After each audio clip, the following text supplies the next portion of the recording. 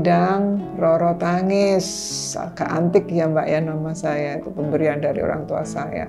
Asal saya lahir itu di Tulungagung, tapi besar sampai SMA itu di Trenggalek. Nah, setelah itu kok ibu bisa ke sini gimana ceritanya? Bisa ini sampai Krian. Iya. Wah, batu. Jalanannya itu jauh sekali Mbak, lama. Waktu itu Mojokerto dulu karena ada penawaran di TNH Mojokerto. Kemudian saya tidak sesuai dengan hati nurani, saya ngajar di sana itu. Terus ada penawaran, ada sekolah di Krian Katolik membutuhkan guru bahasa Inggris lah, karena sekolahnya ada nama Katolik. Akhirnya saya keluar dari Mojokerto itu, padahal gajinya lebih tinggi dari yang di Krian. Waktu itu belum menikah Mbak, belum menikah. Terus setelah itu saya menikah, pegawai negeri, coba-coba pegawai negeri, dapatnya di Ponorogo. Waktu kecil saya memang, ayah saya itu seorang saya kan GKJW ya, saya seorang apa namanya, kalau di majelis ya, majelis itu ayah saya fanatik, sangat fanatik, karena ayah saya itu asalnya dari GKJW di sini tuh loh, di Ngoro itu, di Ngoro itu. Waktu itu seperti panggilan gitu loh ya. Waktu saya ngajar di SMA Katolik tuh sekolahnya itu, sekolahnya itu loh ya kalau dibandingkan dengan yang di Mojokerto jauh sekali. Rasanya saya terpanggil di situ, kok bukannya karena suami, bukan ya, karena hati saya sendiri. Waktu itu saya sudah menikah, tapi Pak Kardiman waktu itu masih partisipan sebagai Katolik. Simpatisan. Belum. Saya jadi menikahnya Mbak?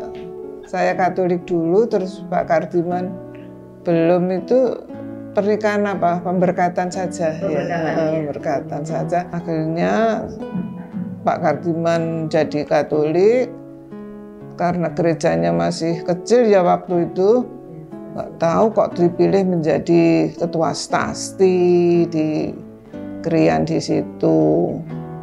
Ya akhirnya karena saya sudah dididik ke gereja itu mulai kecil, itu sudah harus Bapak itu kuat.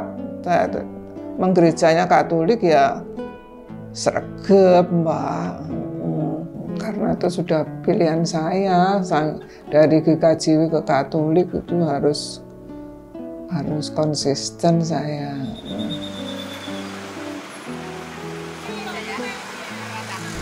Waktu itu saya kan lulus SMP, tetapi karena orang desa, orang gunung tidak punya dana kalau untuk melanjutkan pendidikan, maka saya dan orang tua saya punya pikiran saya harus melanjutkan pendidikan, tetapi saya harus ngenger, ikut orang. Nah, ngenger itu apa? Ngenger itu ikut orang, tetapi ikut bekerja di keluarga itu, dan biaya sekolahnya dibiayai oleh keluarga itu. Nah, saat itu rencana saya kan mau masuk SEMEA itu masuk pagi, tetapi ternyata setelah saya tinggal di situ, ternyata sekolah saya itu masuknya siang. Tetapi dengan baik hatinya Bu Endang, saya masih tetap diterima walaupun tidak sesuai dengan perjanjian awal. Biaya sekolah tetap dibiayai Mas, seperti itu.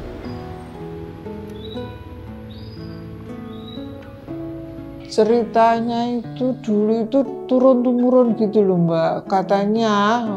Katanya kalau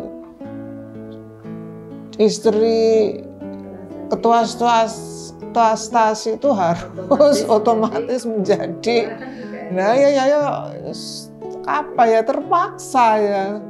Ibu-ibu pada waktu itu sudah banyak yang sepuh-sepuh, tapi niat-niat Mbak, itu yang saya itu yang tidak mentolo itu, sehingga saya harus lebih giat juga karena ibu-ibu, terutama ibu-ibu yang dari kedamaian itu banyak, terus aktif sekali. Bapak itu sepertinya sudah terpanggil gitu loh ya. Ya waktu itu ya jauh-jauh ya naik sepeda gitu Mbak, sampai yang terjauh itu di Perning. Kalau ndak ada dorongan dari Roh Kudus ya ndak berangkat. Saya yang ngat komen itu suaminya Bu Endang ya, jadi seperti saya anggap orang tua sendiri. Dia memberikan contoh teladan-teladan yang baik. Baik saya sebagai umat di lingkungan dulu sampai saya jadi ketua lingkungan, itu Bu Endang tetap selalu aktif di lingkungan, baik di dalam doa-doa, kegiatan dan tugas-tugas lingkungan. Bahkan bukan di lingkungan saja, di gereja ikut WKRI, lansia itu juga ikut bersama. Kadang kan kalau di lingkungan, kalau hujan itu pasti cari tumpangan. Dan kalau dekat, doanya itu jalan kaki, kadang naik gojek, becak sama cucunya itu yang besar itu. Lah, hiburan saya satu-satunya itu ya doa lingkungan itu, terus kegiatan gereja. Mulai kalau misalnya seperti rekreasi dengan nilai plus wisata rohani gitu ya Mbak ya. Ziarah itu saya berat sebenarnya, tapi karena saya niat dan saya yakin anak saya bisa saya tinggal itu, mulai jam 3 pagi itu sudah saya siapkan. Persiapannya itu ya berat sekali loh Mbak ya. Kalau tidak ada kekuatan dari Tuhan itu saya tidak kuat ngerawat anak saya ini. Meskipun Bu Endang itu sekarang sudah tidak menjadi ketua Mas, tapi Bu Endang itu kita lihat masih aktif sekali. Walaupun kalau bisa kita lihat ya Bu Endang itu kondisinya sudah seperti itu kalau dibandingkan dengan yang lain-lain ya. Kemudian merawat putranya yang sakit. Terus kalau keluar juga tidak bisa naik sepeda motor sendiri, tetapi Bu Endang masih tetap berusaha mengikuti kegiatan, tidak tahu itu naik Grab, naik bentor, atau naik becak seperti itu. Kemudian misalnya ada kegiatan yang Bu Endang kira-kira tidak bisa mengikuti, itu pasti Bu Endang partisipasi, tidak tahu itu urunan berupa uang, atau berupa barang, atau berupa makanan, itu pasti partisipasi seperti itu Mas. Saya itu sebagai bini sepuh ya, saya bangga sekali sekarang ini. Karena umatnya semakin banyak, semakin meluas kegiatannya. Terus pengurusnya itu masih muda-muda Bu, jadi giat, terus pinter IT, tidak seperti waktu saya itu jadul. Administrasinya kalau ada pengawas dari Mojokerto datang gitu, waduh nilainya paling, karena yang penting saya bisa ngumpulkan ibu-ibu.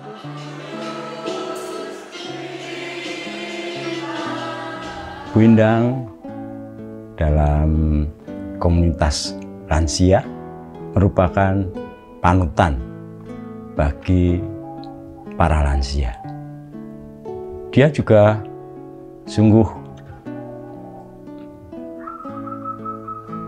cerminan atau sebagai Bunda Maria yang ngejawantah. Dia selalu mau untuk melayani sesamanya dengan baik. Kalau dalam bahasa kitab suci dikatakan, aku ini hamba Tuhan, terjadilah padaku menurut perkataan. Itu ada pada Bu Endang. Meskipun Bu Endang juga mempunyai banyak persoalan. Terutama saat ini dia punya persoalan dengan putranya yang sakit, yang hampir 10 tahun. Dia merawat, ya merawat sendiri. Tentu bukan hal yang ringan. Tapi meskipun demikian, Bu Endang masih tetap setia untuk mengikuti perayaan Ekaristi, mengikuti doa-doa di lingkungan, juga mengikuti kegiatan lansia. Sungguh luar biasa. Ya, Masistas itu saya sudah mengikuti, ya karena saya anggap itu wadah saya yang sudah tua. Tadi berkumpul ya sama orang tua, sharing, jadi menambah iman. Nah, yang di SMA Katolik itu saya hanya bantu Pak Kardiman, karena waktu itu Pak Kardiman sebagai kepala sekolah di SMA Katolik, saya bantu hanya ngajar kelas 3. Ya, dulu saya cuma diajar Bu Endang 1 tahun waktu kelas 3 SMA Katolik itu sekitar tahun 2001 sampai 2002. Itu dia mengajar ya dengan sabar, tidak pernah menghukum muridnya walaupun dia nakal, ya orangnya tekun, ya gitu aja kalau sebagai muridnya. Nggak bisa sebagai murid, Bu Endang patut dicontoh, orangnya tidak pernah menghukum siswa. Karena Pak Kardiman sudah pensiun, waktu itu saya juga mengundurkan diri biar ada memberi kesempatan murid saya yang sudah menjadi lulus dari kuliahnya untuk menjadi guru, biar ada tempat untuk mengajar di situ. Sebagai muridnya Bu Endang, dulu waktu saya masih sekolah di SMA Nika ya, SMA Negeri Krian, saya terus terang sangat bangga sama beliaunya. Kenapa? Karena beliaunya itu adalah, kalau tidak salah, itu beliaunya satu-satunya guru yang beragama Katolik waktu itu di sana. Nah, kita sebagai anak yang non-muslim, sekolah di negeri itu kita sebagai statusnya minor. Jadi kalau kita ketemu guru yang punya iman yang sama, itu suatu anugerah dan merasa kita itu tidak sendirian. Beliaunya saat mengajar selalu menekankan disiplin. Disiplin dalam mengikuti pelajaran, tentunya juga dalam hal pembelajaran. Pada saat beliaunya menerangkan, itu apabila kita agak sedikit lengah, misalkan dengan tidak fokus ya mendengarkan, atau kita sambil mengerjakan yang lain gitu ya, beliaunya langsung tanggap. Beliaunya langsung mendekati kita dan langsung tanya. Nah, tanya, bisa enggak kita konsentrasi? Bisa enggak kamu konsentrasi? Ini pelajaran saya, pelajaran bahasa Inggris waktu itu. Nah, beliaunya sangat toleran dengan murid-muridnya yang beragama Muslim. Meskipun beliaunya itu Katolik, beliaunya juga menghargai, menghormati teman-teman saya di kelas yang beragama Muslim. Misalnya kalau pas waktunya sholat, nah beliaunya juga mengingatkan untuk sholat. Nah, terus sementara saya yang merasa seiman dengan beliaunya, di situ saya melihat sosok Bu Endang itu sepertinya membawa salib Kristus di dalam beliaunya menjalankan tugasnya sebagai seorang pendidik. Nah, beliaunya juga sering saya melihat di antara teman-teman rekan guru, beliaunya sangat disegani, sangat dikagumi, meskipun imannya berbeda dengan ibu-ibu bapak guru yang lain. Bu Endang merupakan salah satu guru saya yang sangat menginspirasi saya untuk mengambil profesi sebagai seorang pendidik, khususnya di sini yaitu guru bahasa Inggris ya. Ketika saya mengajar di SMA Katolik Untung Suropati Krian, saya sangat bangga sekali, saya sangat bersyukur juga karena ternyata saya bisa bertemu lagi dengan idola saya, yaitu Ibu Endang. Sebagai seorang senior, Bu Endang sangat mengayomi saya. Dalam artian di sini beliaunya memberi semangat saya. Kalau tadinya di waktu sebagai pelajar saya dididik untuk semangat dalam belajar, ya. Tapi sebagai rekan kerja, beliaunya menyemangati saya untuk bisa merangkul anak didik dengan penuh kasih. Anak saya itu ada dari perkawinan dengan Pak Kardiman, itu ada 2, laki dan perempuan. Semuanya sudah menikah sekarang. Yang pertama itu laki Justinus Pujo Pangestu Wibowo. Terus yang kedua Lorencia Dimenworo Pangestuti. Jadi Pangestu, yang satunya Pangestuti. Saya kalau sama Mas Puput saya panggilnya Puput ya. Saya kenal itu sebenarnya cukup dekat. Sebenarnya cukup dekat.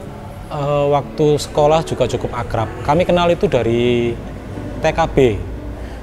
Cukup lama dari TKB, terus SD itu apa ya, bahasa Jawa ini tuh sak gumbulan gitu loh, apa ya, satu kelompok teman-teman itu ada saya, ada Puput, ada Mbak Vena, ada Mas Krisnata, sama satu lagi ada Mika. Lah itu kami akrab sekali itu di situ. Nah terus meskipun kami SD, SMP itu jadi satu. Meskipun kami SMA-nya itu pisah-pisah, tapi saat liburan pun kami tetap kontak. Tetap kontak sampai kami kuliah, bahkan sampai kami kerja. Jadi itu teman kecil sebenarnya. Puput, Mbak Vena, Mas Krisna itu teman kecil semua. Ya bisa dibilang memang cukup dekat. Anak saya itu punya sakit darah tinggi itu mulai kuliah sebenarnya. Waktu kuliah itu sering telepon, "Ma, aku pusing ya. Ya, enggak ke dokter ya. Nah, ke dokter enggak boleh gini. Nah, setelah menikah itu kan enggak sama saya, kan di Surabaya. Kan yang ngurusi ya istrinya. Waktu itu mau pagi-pagi mau kerja, mandi. Setelah mandi itu kok pusing, katanya loh ya ceritanya. Pusing tapi tidak sampai jatuh. Terus ditidurkan, kok tambah pusing. Terus sama omnya yang dekat di situ, waktu itu di Medokan, dibawa. Pokoknya jangan sampai lebih 4 jam gitu ya. Kalau misalnya ada apa-apa itu, kalau misalnya stroke itu kalau melebihi itu bisa fatal lah. Waktu itu di tengah jalan kejang, omnya bingung. Nah waktu itu yang dekat, rumah sakit yang dekat itu rumah sakit Premier. Ya enggak tahu, terus dilarikan ke situ, diambil tindakan, saya ditelepon omnya kalau anak ini sakit harus operasi. Loh, saya ya kaget. Ya sudah, saya pasrah saja sampai saya siap-siap ke Surabaya. Ya mungkin sudah mulai agak baik.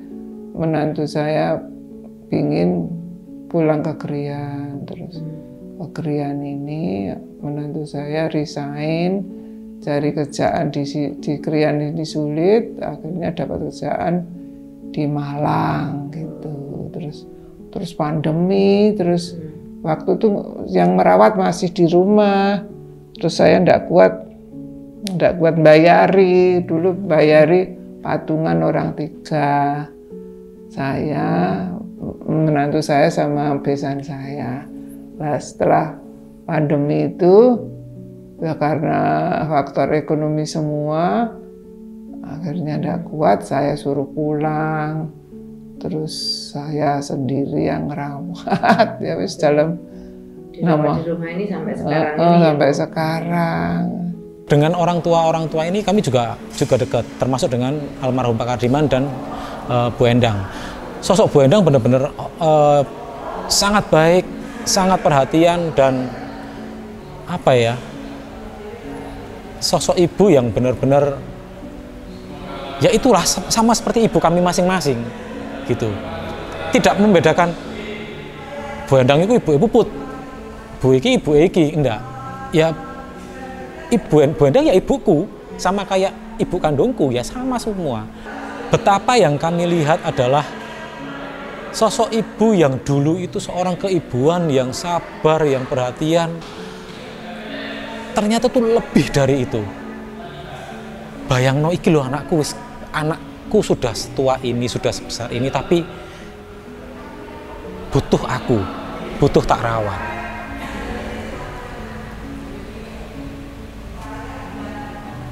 Apa ya? Di situ pikiran kami macam-macam. Di situ pikiran kami macam-macam bahwa Bu Endang ini nggak cuma mengorbankan waktu, nggak cuma mengorbankan apa ya, kepentingan, kebutuhan, tapi juga kebahagiaan beliau. Karena full untuk puput. Bu Endang ini tetap setia di usia senjanya. Apa ya? Menerima semua keadaan. Menerima itu susah loh. Pasrah dan menerima apa yang Tuhan kasih itu benar-benar susah. Iya nek kalau Tuhan itu ngasihnya yang enak-enak, yang happy-happy. Lah kalau Tuhan itu ngasihnya seperti ini, itu benar-benar buat kami itu sebuah apa ya? Ya ampun, ini seorang ibu yang dulu kami anggap sebagai ibu kami juga. Ternyata wah luar biasa. Nggak cuma pengorbanan sih, apa ya? Kasih seorang ibu itu benar-benar wah, luar biasa, luar biasa. Karena sudah menikah ya Mbak, yang adiknya itu sudah hanya bantu-bantu saya, kan hanya bantu-bantu apa ngomong gitu ya, kalau apa mamanya sibuk. Terus yang full itu ya kakaknya itu, yang sakit itu karena istrinya ya bagaimana ya, enggak tahu, istrinya yang mungkin kerja enggak ada waktu pulang. Akhirnya saya sendiri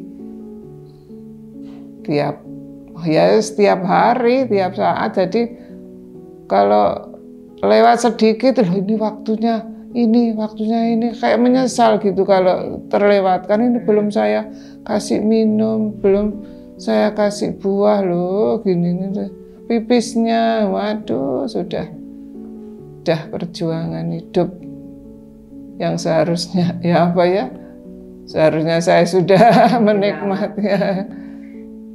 Ya itulah, Tuhan tidak tahu nanti.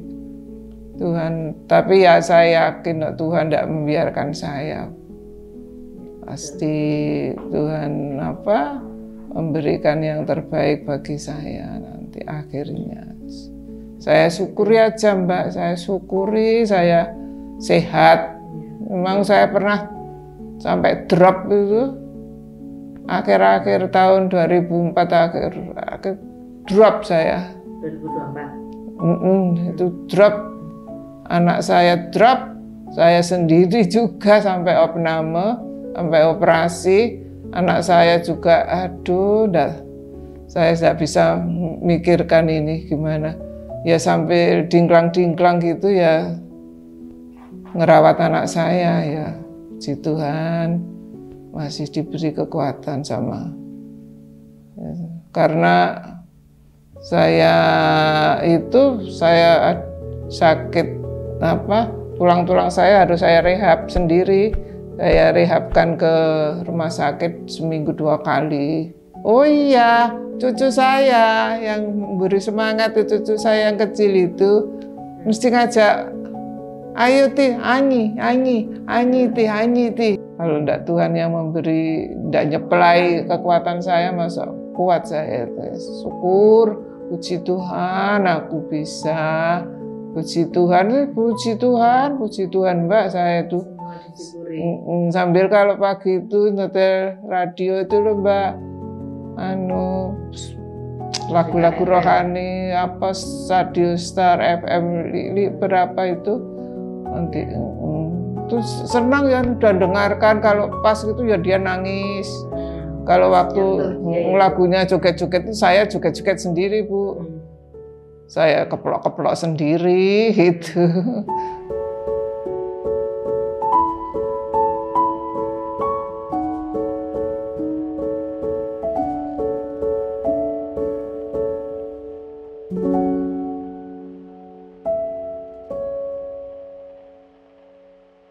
Dalam nama Bapa, dalam nama Bapa, ayo terus dalam nama Bapa, ke sini. Dalam nama Bapa, ya dalam nama Bapa, dalam nama Bapa, Putra, Putra, dan Roh Kudus. Terima kasih Yesus, terima kasih Roh Kudus. Engkau telah melindungi aku, menjaga aku pagi hingga malam ini. Terima kasih Yesus. Banyak mukjizat yang Kau berikan kepadaku Yesus. Terima kasih, aku mau sembuh Yesus. Aku mau ke gereja Yesus. Kau sisihkan egomu untuk aku anakmu.